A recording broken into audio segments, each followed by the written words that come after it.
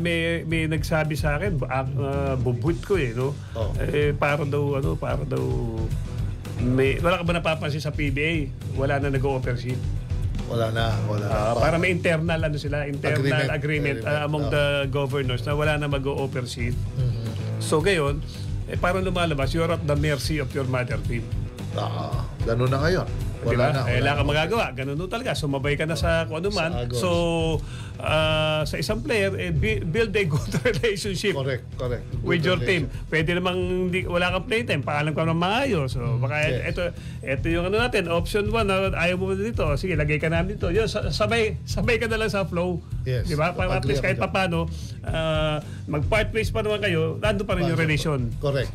Yung relationship ang dapat i-consider ng mga players na nagbabalak mag-abroad or kahit yung hindi mag-abroad. Pag pumasok ka sa PBA, syempre, itong dapat pare na mapaliwanagan din ng mga pumapasok sa PBA na mga players o yung mga entering in a contract na pag ikaw humingi, ang kumpanya pwede rin tumawad, pare. Tama.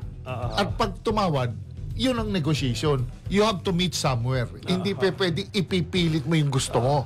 Tama. Kailangan, humingi ka dito, ito naman ang counter namin, or minsan dyan, pare, hindi matapos na, kung itong kaya mo ibigay, kung counter naman ang kaya mo miscore ng ganito, ng double digit sa rebound, double digit sa ganito.